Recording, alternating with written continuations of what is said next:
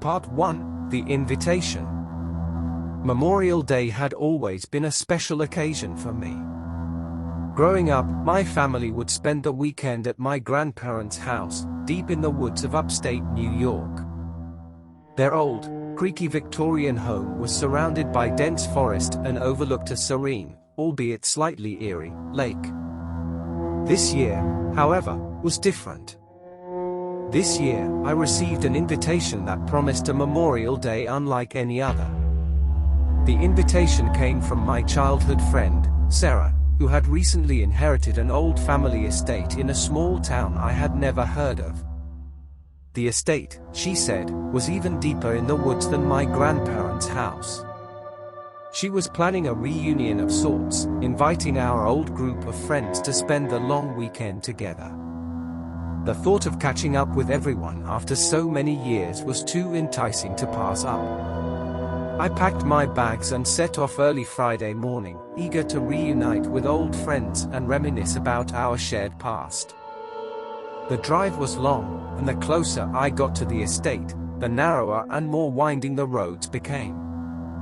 I eventually found myself driving through a thick forest, the sunlight barely penetrating the canopy above. The GPS signal faded, but Sarah had given detailed directions, and I soon saw the gates of the estate looming ahead. Part 2: The Arrival. The estate was enormous, a sprawling mansion that seemed out of place in the middle of nowhere.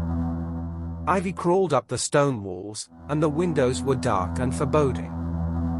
I parked my car and grabbed my bags, feeling a mixture of excitement and unease. The front door creaked open before I even had a chance to knock, and there stood Sarah, smiling warmly. "Welcome. It's been too long," she said, embracing me. Her hug was comforting, but there was something in her eyes that unsettled me, a flicker of anxiety, perhaps. "Thanks for inviting me. This place is incredible," I replied, trying to shake off my unease. Inside, the mansion was beautifully preserved, filled with antique furniture and family portraits. The rest of the group was already there: Mark, Jenna, and Alex. We exchanged hugs and pleasantries, marveling at how much time had passed since we last saw each other. Sarah gave us a tour of the house, ending in the grand dining room where a sumptuous feast awaited. As the evening wore on, we laughed and shared stories from our youth.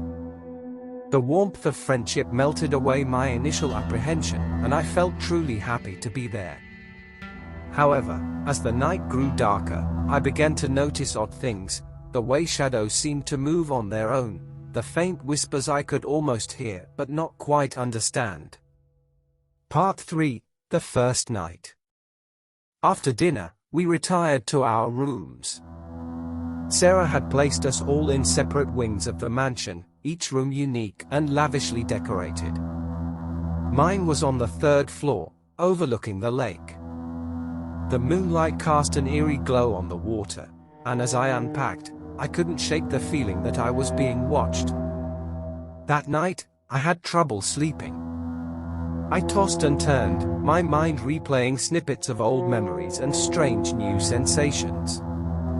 Sometime after midnight, I heard a faint knock on my door. My heart raced as I got up to answer it, but when I opened the door, there was no one there. The hallway was dark and silent, the only sound the distant hoot of an owl. I closed the door, trying to dismiss the incident as a trick of my imagination. But as I crawled back into bed, I heard a whisper, soft, almost inaudible, but clear enough to send shivers down my spine. "Help me." Part 4: The Discovery. The next morning, I found myself reluctant to mention the strange occurrences to the others. Over breakfast, everyone seemed cheerful, excited about the day ahead. Sarah suggested we explore the forest and visit the lake, which we eagerly agreed to. As we walked through the dense woods, I couldn't shake the feeling of being watched. The trees seemed to close in around us, their branches like skeletal fingers reaching out. We reached the lake, its surface unnaturally still, and decided to take a boat out. Halfway across the lake, Jenna spotted something floating in the water. We paddled closer and saw it was an old, waterlogged book. I fished it out, and as I did, I felt a strange chill run through me. The book was a journal, its pages filled with faded, barely legible writing. Sarah suggested we take it back to the mansion and examine it. Back in the mansion, we gathered around the fireplace and opened the journal. The entries were dated over a century ago, written by someone named Eleanor, who had lived in the estate. The more we read, the more unsettling the entries became. Eleanor wrote of strange occurrences, whispers in the night, and an ever-present sense of dread. She spoke of a curse that had befallen her family, a curse that she feared would never be lifted. As we read, a sudden gust of wind blew through the room, extinguishing the fire and plunging us into darkness. We fumbled for our phones and flashlights, and when the lights came back on, we saw the words, "Help ME," scrawled in the soot on the fireplace. Part 5, The Second Night. The atmosphere grew tense as the day turned to night. We tried to distract ourselves with games and conversation, but the unease was palpable. As the hours passed, strange things began to happen again. The lights flickered, doors creaked open and shut on their own, and we all heard faint whispers echoing through the halls. Unable to sleep, I wandered the mansion, hoping to find some explanation for what was happening. In the library, I found Sarah, poring over old books and documents. "Sarah, what's going on here?" I asked, my voice trembling. She looked up, her face pale and drawn. "I didn't want to tell you all this, but this place has a dark history. My ancestors practiced dark rituals here. The journal we found belonged to Eleanor, my great-great-grandmother. She tried to stop the curse, but she failed. I thought maybe we could put an end to it." "How?" "There's a ritual. It's risky, but it might work. We need to perform it tonight, at the lake." Desperate for answers and a way out, I agreed. We gathered the others and explained the situation. Mark and Alex were skeptical, but Jenna, like me, was too frightened to refuse. Part 6, The Ritual. At midnight, we made our way to the lake, the air thick with tension. Sarah had gathered the necessary items for the ritual, candles, herbs, and an old, tattered book of spells. We formed a circle by the water's edge, the moonlight casting long shadows around us. Sarah began chanting, her voice steady despite the growing wind. The candles flickered, and the water of the lake began to ripple. Suddenly, a thick fog rose from the lake, enveloping us. The whispers grew louder, more insistent. "Help me!"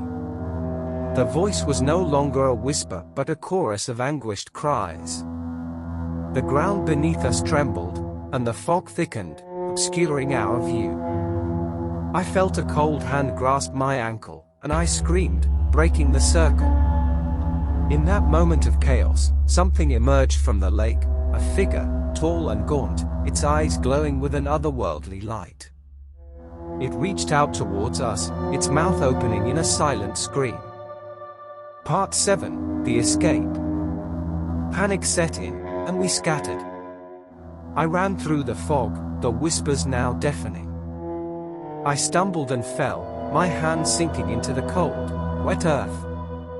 The figure loomed closer, its gaze fixed on me. I scrambled to my feet and ran towards the mansion, my heart pounding. I burst through the doors and slammed them shut behind me. The others were already there, their faces pale with fear. We barricaded the doors and huddled together in the center of the room, the whispers still echoing in our ears. "What do we do?" Jenna cried, tears streaming down her face. "We have to finish the ritual," Sarah said, her voice shaking. "We have to break the curse." "But how?" "It's too strong," Alex protested. "We don't have a choice," I said, finding a resolve I didn't know I had. "We have to try." Part 8, the final confrontation. We gathered the ritual items and returned to the lake, the fog still thick but the figure nowhere in sight. Sarah resumed the chant and we formed a circle again. This time, we held firm, despite the whispers and the tremors. The figure emerged once more, but this time we were ready. Sarah's voice grew louder, more commanding, and the figure hesitated. The whispers intensified, but we held our ground. "Help me." The voice was different now, desperate, pleading. The figure began to dissolve, its form disintegrating into the fog.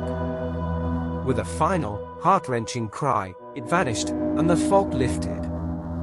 The whispers ceased, leaving only the sound of the wind and the gentle lapping of the lake. Part 9, the aftermath. Exhausted and shaken, we made our way back to the mansion. The oppressive atmosphere had lifted, replaced by an almost eerie calm. We collapsed in the living room, too drained to speak. The next morning, we left the estate, vowing never to return. As we drove away, I couldn't help but glance back at the mansion. It stood silent and foreboding, a testament.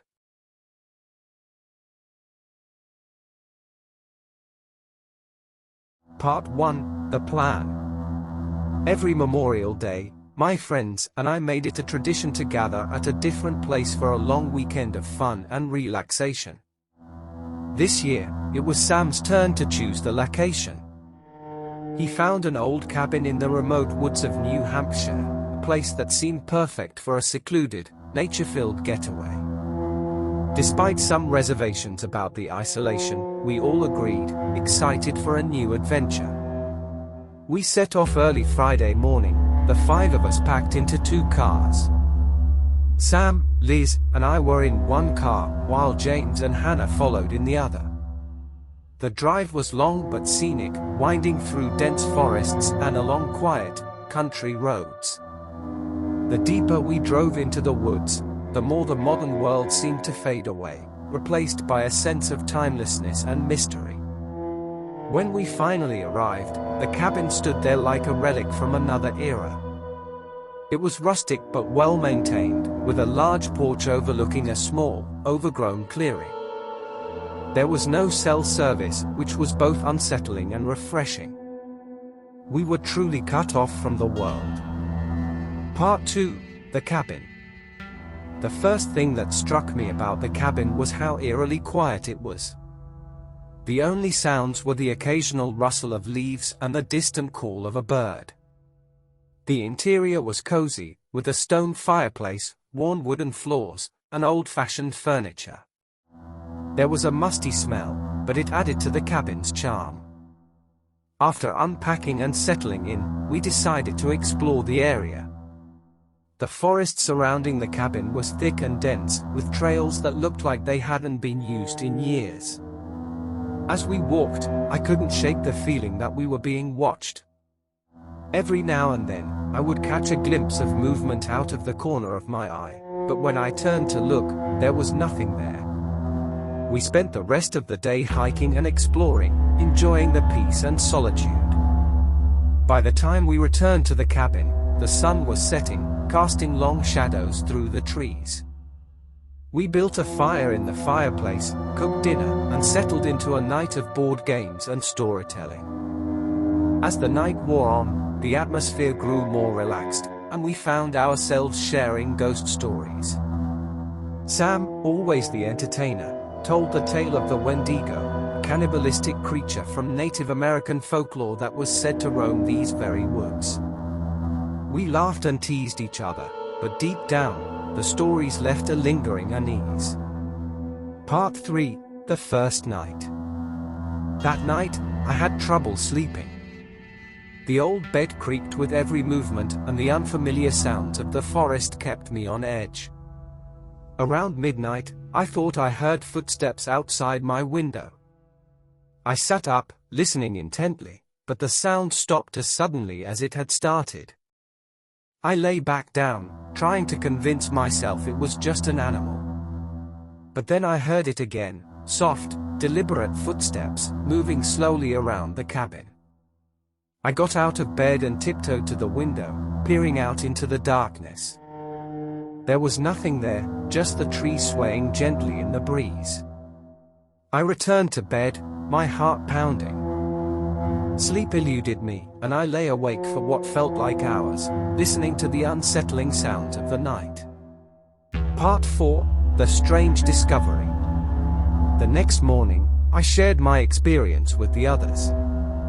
To my surprise, James and Hannah had also heard the footsteps. Sam and Liz brushed it off, saying it was probably just a deer or some other animal. Still, a sense of unease settled over the group. We decided to spend the day fishing at a nearby lake. The hike was beautiful, and the lake itself was stunning, with crystal clear water and a backdrop of towering pines. The day passed uneventfully, and by the time we returned to the cabin, we were all in better spirits.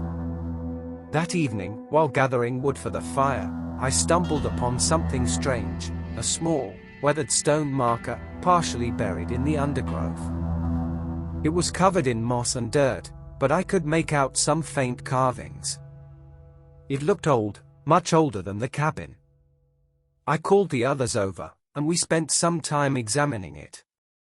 The carvings were indecipherable, but the stone felt cold to the touch, sending a shiver down my spine. We decided to leave it be, not wanting to disturb whatever it was. Part 5: The Second Night. The second night was worse. The footsteps returned, louder and more persistent. This time, there was no mistaking it. Someone, or something, was circling the cabin. We all heard it, and the fear in the room was palpable. Sam, trying to be brave, suggested we go outside and check, but no one else wanted to face whatever was out there. Instead, we huddled together in the living room, keeping the fire burning and taking turns staying awake. The footsteps continued, pacing back and forth, occasionally stopping right outside the door. We never saw anything, but the sound was unmistakable. As dawn broke, the footsteps finally ceased. Exhausted and on edge, we decided to leave the cabin and head home. We packed our things quickly, eager to put as much distance between us and that place as possible. Part 6: The Revelation. As we drove away, the tension began to lift, replaced by a sense of relief. We had escaped whatever terror had stalked us in the night. But halfway down the winding forest road, Liz suddenly screamed. She pointed to the rearview mirror, her face pale with fear. I turned to look and saw it, a figure, tall and gaunt, standing in the middle of the road behind us. It was watching us, its eyes glowing with an unnatural light. Sam hit the gas, and we sped away, but the image of that figure burned itself into my mind. We drove in silence, the weight of what we had seen hanging over us. When we finally reached the nearest town, we stopped at a diner, desperate for the comfort of civilization. Over coffee and breakfast, we tried to make sense of what had happened. It was then that an elderly man, overhearing our conversation, approached our table. He introduced himself as Tom and asked if we had been staying in the old cabin. When we nodded, his face grew serious. "That cabin has a dark history," he said. "It's been abandoned for decades. People who stay there, they don't come back the same. Some don't come back at all." We listened, horrified, as he told us about the cabin's past, how it was once the home of a reclusive family who vanished without a trace. Over the years, others had tried to live there, but all had either disappeared or fled, driven mad by the relentless footsteps and the figure in the woods. Part 7: The Escape. Shaken, we left the diner and continued our journey home, vowing never to speak of the cabin again. The experience had left a mark on each of us, a lingering fear that refused to fade. Back in the safety of my apartment, I tried to return to normal life, but the memories haunted me. I couldn't shake the feeling of being watched, and at night, I would wake up to the sound of footsteps echoing in my mind. One evening, a few weeks after our return, I received a call from Liz. She was frantic, saying that she had seen the figure again, outside her window. It was watching her, just as it had watched us that day in the forest. I tried to reassure her, but deep down, I knew the truth: we had brought something back with us. The cabin's curse had followed us, and there was no escaping it. Part 8: The Confrontation. Desperate for answers, I decided to return to the cabin. I couldn't live with the fear and uncertainty any longer. I called Sam, James, Hannah, and Liz, and after much convincing, they agreed to join me. We needed to confront whatever haunted that place and find a way to break free from its grasp. We arrived back at the cabin just before sunset. The air was thick with tension, but we were determined.